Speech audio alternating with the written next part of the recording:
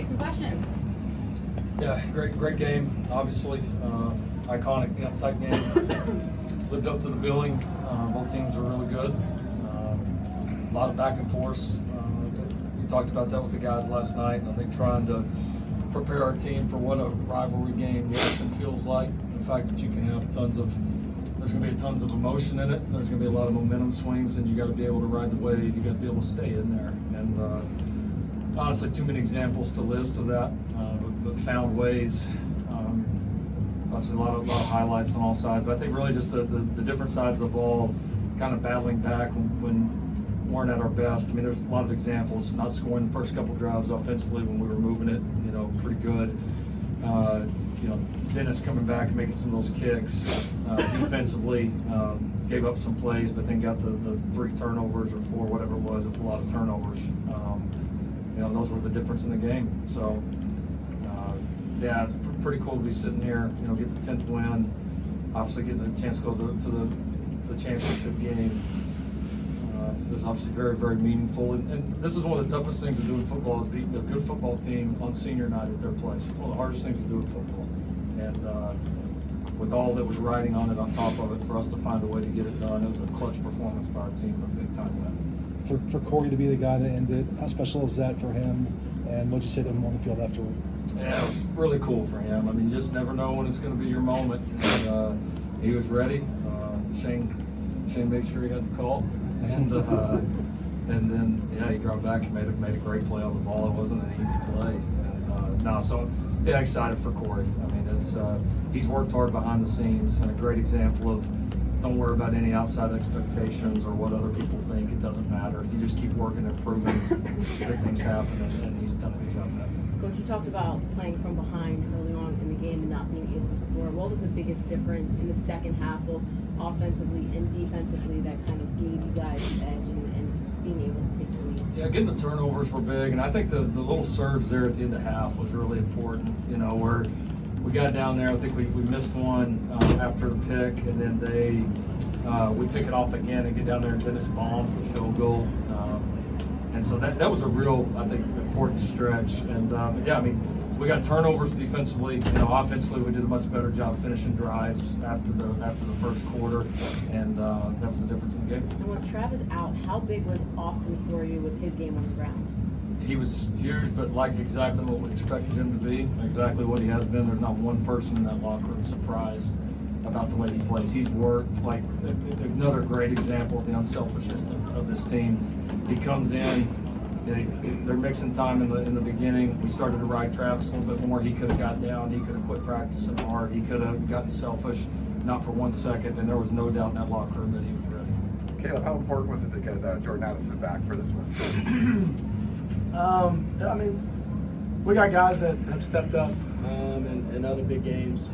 So, I mean, it's important, obviously, to have all of you guys full go.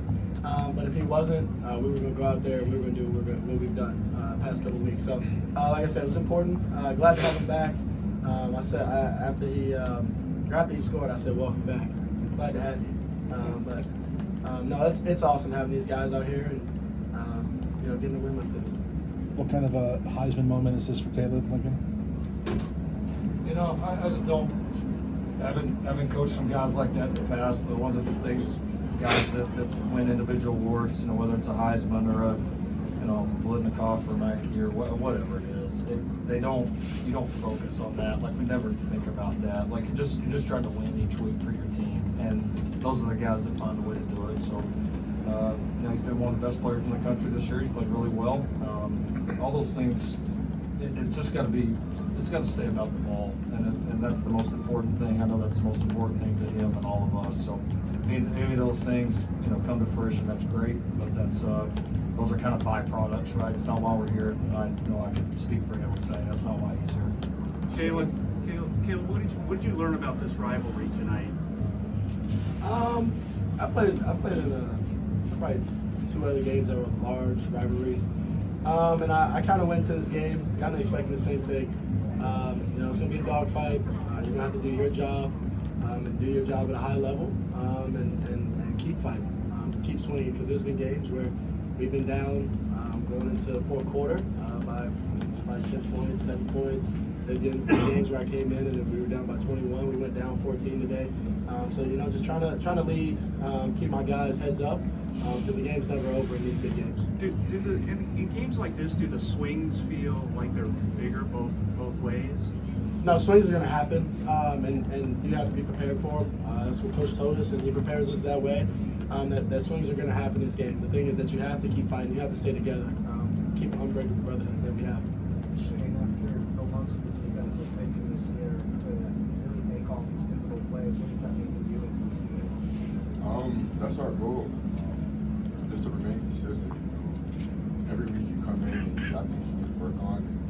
Each week we come in and we assess and we evaluate. And Coach Grant does a great job of evaluating what we're doing and making sure everybody understands what we need to do better. And so just going to the practice field, we talked about from the start of the week, just focusing on that day, making sure we're doing everything we can do that day in order to be here right now. And so just staying present, focusing on the little things, focusing on things that we know we need to do and we can't skip over.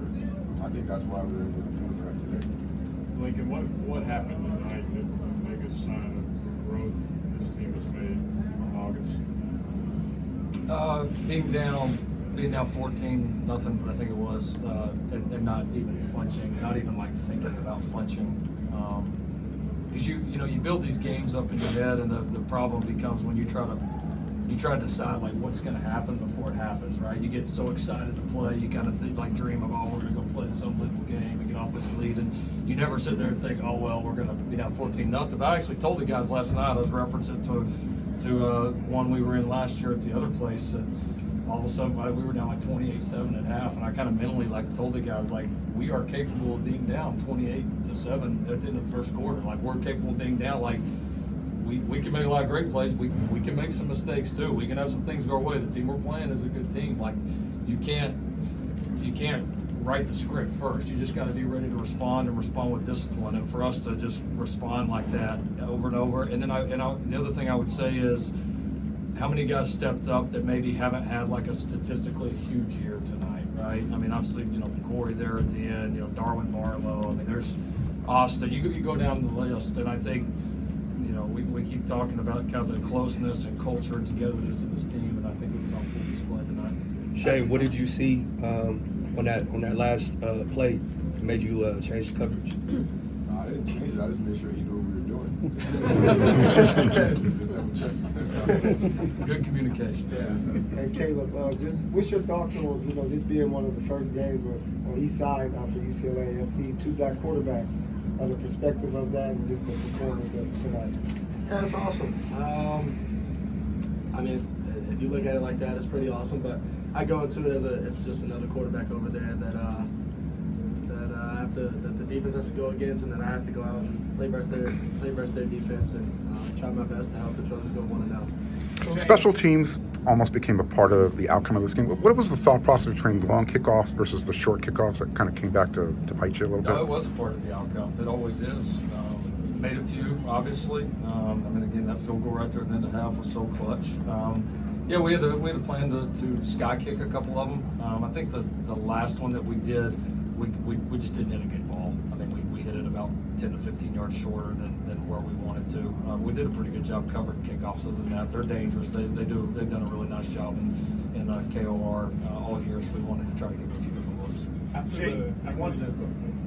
Shane, you wanted to set a championship culture. That was one of the things when you came here. And now being the Pac-12 championship, what does that mean to you? Oh man, it means everything.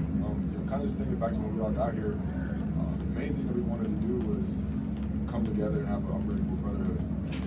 Through our time here, I think we all can agree that we've seen the growth in the bonds that we have with each other, like our team, and the energy and the passion that we play with, and that we play for each other. And it's something that you got to be a part of the field. But to me, I think that's the biggest reason why we're here, and that's what's going to keep these championships, keep getting us in these big games, and keep leading us to success. Is just how much we can rely on each other, how much we can just love each other, honestly. In the last drive, I mean, when you guys had to go out for the last drive, around the 11-yard line, what's kind of the mood or the vibe or what was said in the stop, get off the field. What's that? Get off the field. Get off the offensive ball back, get off the field. Any weight differences? I'm sorry. Any way necessary? Any way necessary. Go ahead, whoever. Lincoln, in the build-up throughout the week, UCLA had some pretty emotional words. USC's players kind of kept it a little more measured. Was that by design? Did you talk about kind of keeping your emotions a little? Yeah, we did, but not in any response, whether they had said anything or not. That's just kind of the way we handle business. And this team is, wherever we've gone, we've kind of gone together, and so we wanted to keep it that way. And then before we head to, I just want to say like college football on the West Coast and here in LA is alive and well. All right, and the people that were in that stadium tonight, whether you were a UCLA fan, whether you were a USC fan, they won't forget nights like that. What an unbelievable experience. That's how it's got to be every week. And I'm not just talking about at our place or anything like that. If you're in this area and didn't come to this game, had a chance to, boy, you missed out. Don't miss out on too many more. Make sure our fans don't miss out next week. We'll see you then. Fight on. Fight on.